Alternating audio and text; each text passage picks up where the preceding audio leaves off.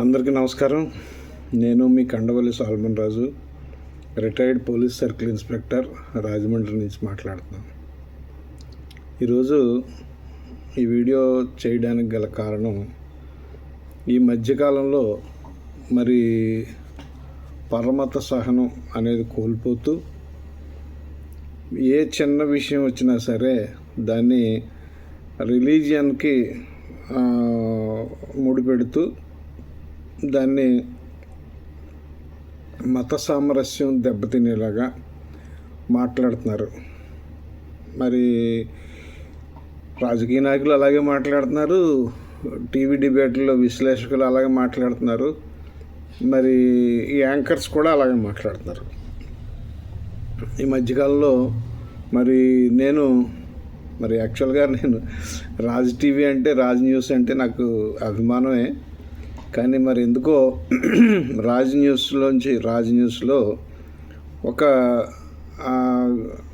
సన్నివేశాన్ని మార్చి, దాని యొక్క అర్థం మార్చి, దాని యొక్క సందర్భం మార్చి, అది కేవలం అన్యమతాన్ని కించపరిచే విధంగా, అన్యమత స్త్రీలను కించపరిచే విధంగా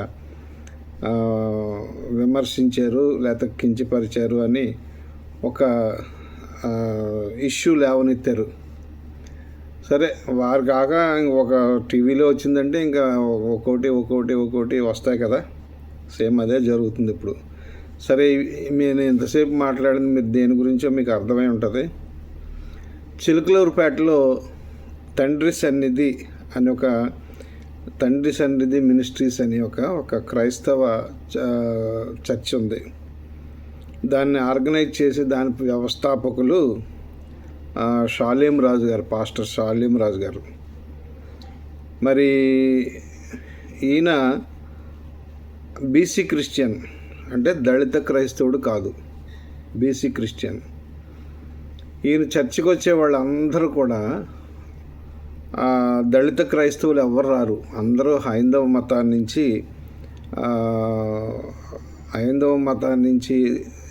ఈ క్రైస్తవత్వం మీద నమ్మకం కలిగి వచ్చిన వాళ్ళే ఎక్కువ మంది, 90% వాళ్ళే ఈ చర్చికి వస్తుంటారు. మరి ఆయన బోధలు కూడా నేను అక్కడప్పుడప్పుడు విన్నాను. ఆయన బోధలు కూడా ఆయన విసర్జించాల్సినవి ఏంటి, మానవులు విసర్జించాల్సినవి ఏంటి అనేది ఆయన క్లియర్గా, బైబిల్లో ఉన్న వాక్యాలు క్లియర్గా చెప్పారు. ఆయన ఎప్పుడు ఆయన బొట్టు తీసేయండి కానీ, స్త్రీల గాజులు తీసేయమని కానీ, స్త్రీల పువ్వులు వదిలేయమని కానీ, హైందవ సాంప్రదాయానికి పుణ్యస్త్రీగా ఉండే విధంగా, మరి హైందవ సాంప్రదాయంలో భర్త బతికుండగా పుణ్యస్త్రీగా ఉండే అలంకరణ ఏది తీసేయమని ఆయన ఎప్పుడు చెప్పలే, ఆయన బోధనలో ఎప్పుడు చెప్పలే. మీరు ఒకవేళ ఎవరైనా చెప్పారు అని అనుకుంటే మీరు దానికి ప్రశ్నించండి. ఆయన బోధనలో ఎప్పుడు చెప్పలే. కాకపోతే అక్కడికి వచ్చే భక్తులందరూ కూడా ఎక్కువ స్త్రీలే, ఎక్కువ హైందవ మతాన్ని నుంచి క్రైస్తవ మతాన్ని నమ్మి దాంట్లో మారిన వ్యక్తులే. అంటే వారి మార్గం మార్చుకున్నారు, క్రైస్తవ మతంలోకి వారు మార్గం మార్చుకుని వచ్చి చాలామంది, మరి ఒక్కొక్క మీటింగ్లో వేలాది మంది వస్తారు. మరి ఎన్ని సర్వీసులు చేస్తారో నాకు తెలియదు కానీ ఎందుకంటే మన జాన్ వెస్లీ గారు రాజమండ్రిలో ఉన్నారనుకోండి, ఆయన 3-4 సర్వీసులు చేస్తారు. మరి అంతమంది దళిత క్రైస్తవులైనా వచ్చి వాళ్ళందరూ ఎక్కువ మరి యూత్ని సన్మార్గంలో నడిపిస్తూ ఆయన రాజమండ్రిలో John Wesley Young Holy Team అని ఆయన నడుపుతున్నారు. ఆయన కాక ఇంకా రాజమండ్రిలో చాలా చర్చిలు, అన్ని వేలాది మంది వచ్చే చర్చిలే. బైబిల్ మిషన్ ఒకటి, మరి హోసన్నా మినిస్ట్రీస్ జాన్ వెస్లీ గారు ఒకటి, తర్వాత సెయింట్ పీటర్స్ ఒకటి. ఇవన్నీ వేలు మీదే భక్తులు వస్తారు, క్రైస్తవులు వస్తారు సండేస్ ఆరాధనకు కానీ, మిగిలిన ఆరాధనకు కానీ. మరి ఈ తండ్రి సన్నిధి షాలేం రాజు గారు మరి అసలు ఏం జరిగింది అని నేను ఒకసారి విచారించాను అక్కడ. ఎందుకు ఆయన ఎప్పుడు తొందరపడరు కదా, ఎందుకు ఆ మాట మాట్లాడారు, ఆయనే మాట్లాడారా లేకపోతే ఎవరన్నా మాట్లాడారా అని నేను విచారించడం జరిగింది. ఎందుకంటే నేను దళిత క్రైస్తవుడిని. మరి కొంచెం ఈ ఈ మధ్యకాలంలో క్రైస్తవుల మీద దాడులు, క్రైస్తవుల మీద మాటల దాడులు, తర్వాత ఫిజికల్ దాడులు ఇవన్నీ జరుగుతున్నాయి.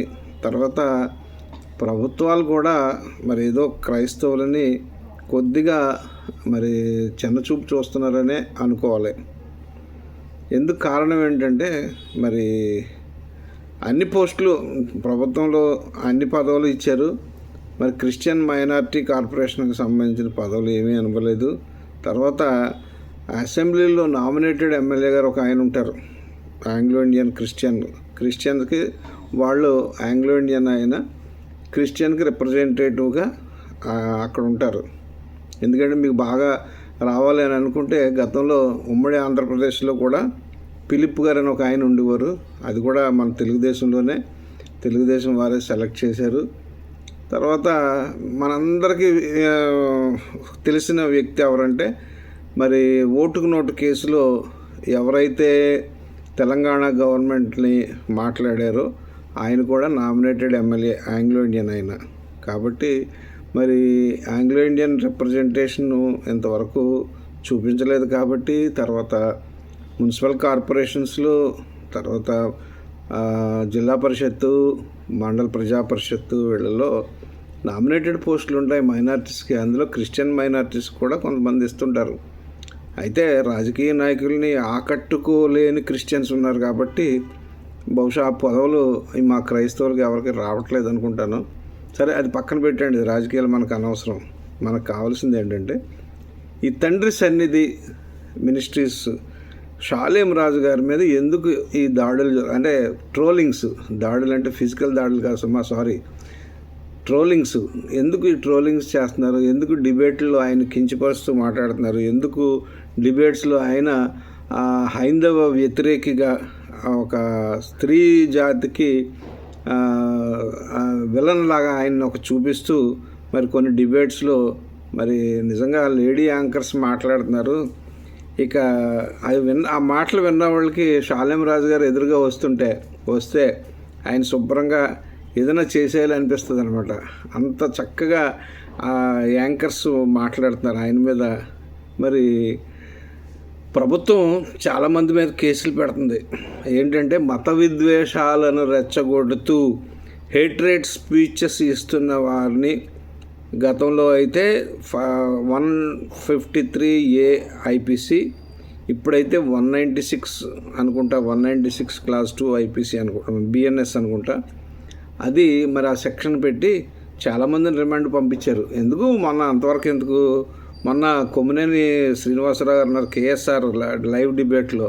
మరి వాళ్ళు కూడా ఆయన కూడా హేట్రేట్ స్పీచ్ ఇచ్చారని చెప్పి ఏదో వేశ్యల రాజధాని అని దాన్ని ఏదో హైలైట్ చేశాడని చెప్పి ఆయన కూడా రిమాండ్ పంపించారు. అది మనందరికీ తెలిసిందే, రీసెంట్గా జరిగిన విషయమే కదా. మరి ఇందులో ఆయన అన్నది లేదు, ఆయన అన్నదానికి రుజువు లేదు. ఎవరో ఒక వ్యక్తి పూలు అమ్ముకునే వ్యక్తి ఆ తండ్రి సన్నిధి మినిస్ట్రీస్ గేటు దగ్గర, చర్చి గేటు దగ్గర ఒక పూలు వ్యాపారం పెట్టడానికి పెడితే అక్కడ చర్చికి వచ్చిన జూనియర్ పాస్టరో లేదా చర్చికి వచ్చిన వ్యక్తులు, ఏమయ్యా ఇక్కడ పువ్వులు కొనేవాళ్ళు ఎవరు ఉండరు, ఇక్కడ చర్చిలో పూలు పెట్టుకోవడానికి వచ్చేవాళ్ళు ఎవరు ఉండరు, పూలు కొనే చోటు వేరే చోట ఉంటుంది, పూలు కొనే వ్యక్తులు వేరేగా ఉంటారు, అది చూసుకో, ఇక్కడ ఏం వ్యాపారం జరగదు అని ఆయనకి పాజిటివ్గా చెప్పారు. కాకపోతే మరి అక్కడ తీసేయమన్నారనే అతని ఉద్దేశం అనుకున్నాడో ఏంటో తెలియదు ఆ వ్యక్తి. దాన్ని బయటికి ఎలా ప్రొజెక్ట్ చేశాడంటే, ఇక్కడ ఈ పూలు కొనుక్కుని మూరమల్లి పూలు కొనుక్కుని ఈ చర్చిలోకి వచ్చేవాళ్ళు ఎవరు ఉండరు, మూరమల్లి పూలు కొనుక్కుని రోడ్ల మీద తిరిగేవాళ్ళు వేరే చోట ఉంటారు, కాబట్టి నువ్వు అక్కడికి వెళ్ళి అమ్ముకో అని చెప్పి అన్నారని చెప్పి ఒక మతానికి సంబంధించినట్టుగా హెట్రేట్ స్పీచ్ కానీ హెట్రేట్స్ డైలాగ్స్ కానీ మాట్లాడినట్టుగా దాన్ని ఎక్స్పోజ్ చేసి ఈ టీవీలో డిబేట్స్లో మరి ఆయన అనకపోయినా సరే వీరే హెట్రేట్ స్పీచ్లు, తర్వాత మత విద్వేషాలు రెచ్చగొట్టేలాగా వీరే డిబేట్లు నడుపుతూ మరి వీరంతటా వీరే ఆ మాటలు అనకపోయినా సరే అన్నట్టుగా వారు చెప్పి మరి నడిపిస్తున్నారు. మరి ఇది చాలా వరకు తప్పు. మరి మేడం ప్రియా చౌదరి గారు అంటే నాకు చాలా గౌరవం ఆవిడ, ఎందుకంటే చాలా సమస్యల మీద చాలా ధైర్యంగా మాట్లాడతారు. మరి దీంట్లో ఏంటో వన్ సైడే మాట్లాడుతున్నారు ఆవిడ. అలా ఆవిడే కాకుండా ఇంకా చాలామంది ఉన్నారు ఇలాగ మాట్లాడేవాళ్ళు. ఒకసారి ఆలోచించుకోండి అమ్మా.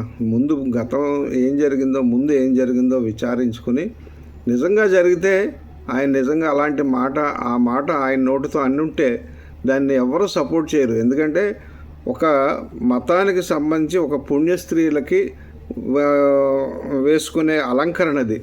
హైందవ మతంలో పుణ్యస్త్రీలు వేసుకునే అలంకరణ. పోనీ క్రైస్తవులు ఎవరైనా మల్లెపూలు పెట్టుకోకుండా ఉంటారా? చర్చెస్కి వెళ్ళండి, చాలా చర్చిల్లో పువ్వులు పెట్టుకుంటారు. చాలా మ్యారేజెస్లో పువ్వులు వాడతారు. అందరికిలాగే మరి చాలా అకేషన్స్లో పువ్వులు లేకుండా ఉండదు. మరి దండలు మార్చుకోవడం, పెళ్ళిళ్ళలో దండలు మార్చుకోవడం కానీ, ఇతర అకేషన్స్లో కానీ ఖచ్చితంగా మల్లెపూలు, ఆ పువ్వుల స్థానం పూలదే. మరి అలాంటిది ఒక పాస్టర్ గారు ఎన్నో వందల పెళ్ళిళ్ళు చేస్తుంటాడు ఆయన.